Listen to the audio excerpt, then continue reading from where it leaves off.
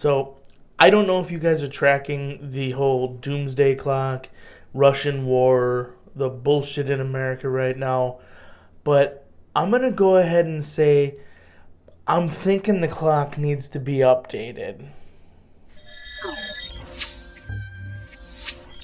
Before we get into the video, I just want to throw it out there, tacticalpineapple.com/express.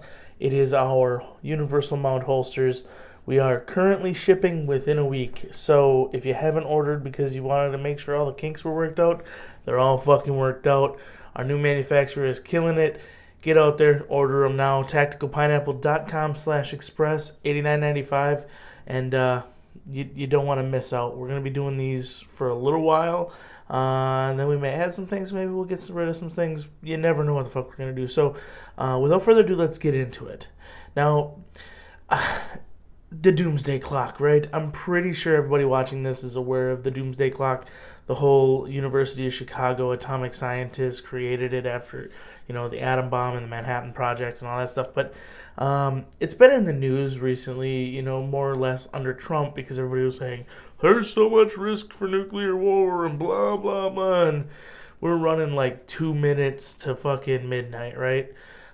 Midnight being doomsday, being the end of the fucking world. It's just the imagery that they use, right?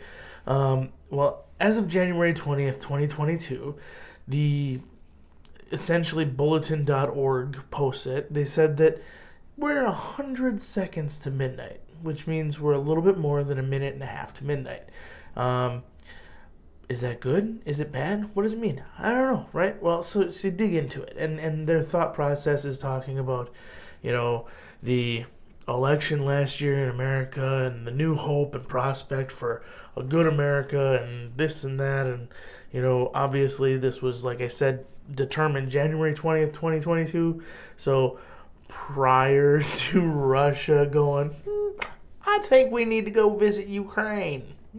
Yeah. So it's prior to all that, prior to all the fact that they're literally talking about potential nuclear war now.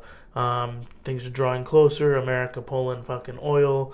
We're no longer going to accept oil from Russia. I mean, we're not making any either. So, yay for fucking gas prices. Hopefully they start selling Vaseline at the fucking gas station. Make things a little bit easier to fucking take, if you know what I'm saying. Assume the position. But anyways, I digress. Let's get back on topic. 100 seconds to midnight seems far-fetched at this point, because we are literally staring down the barrel of a loaded nuclear fucking missile silo, based on intervention with Russia and Ukraine. Especially when you think about the fact that Russian de-escalation policy actually puts nuclear war on the table. So, according to Russian nuclear de-escalation tactics, as published in 1999, which I'm assuming they haven't fucking changed, Putin's a killer, it's going to stay a killer, he's going to do what he's going to do. This policy probably actually doesn't sound too bad when you think about it on the top level, but any nuclear attack at any point for any reason is not going to be very good for our fucking country or the world in general, right? But Russian de-escalation policy literally states that a small, strategically targeted nuclear attack could be considered de-escalation policy if it's used in a manner that could force an individual, a group, or a government to return to status quo.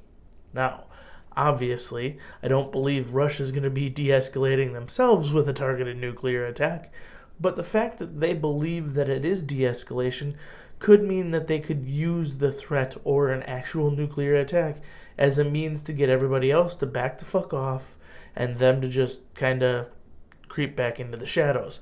Now, the whole Russian war, all this shit that's going on, like, it's kind of crazy to think about it, but if you really put all the buttons together, this has been planned for quite a while. The increased height in the value of Bitcoin over the years, which, if you weren't aware, Bitcoin is actually based out of Russia.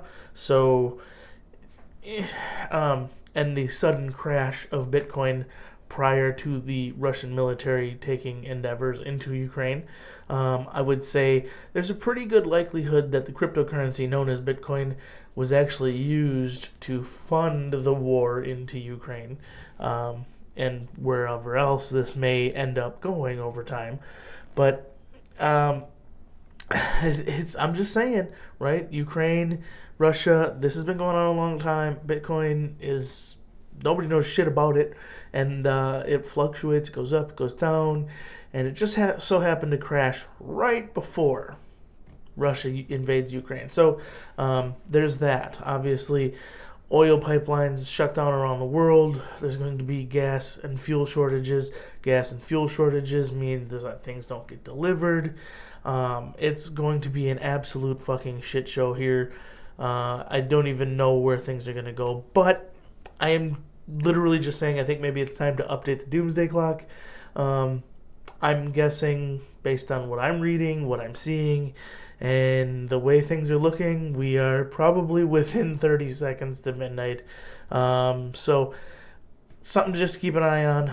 They're not always right, but they do take a lot of different things into consideration.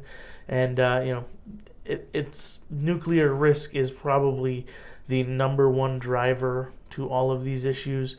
After the Soviet Union fell, the doomsday clock moved quite a bit away from midnight, and now with the essentially re-advent of the Soviet Union, potential for this structured growth of Russia back to what it once was, could be extremely problematic for the doomsday clock. So keep an eye on it, and again, if you've made it this far, like, comment, subscribe, do all those things.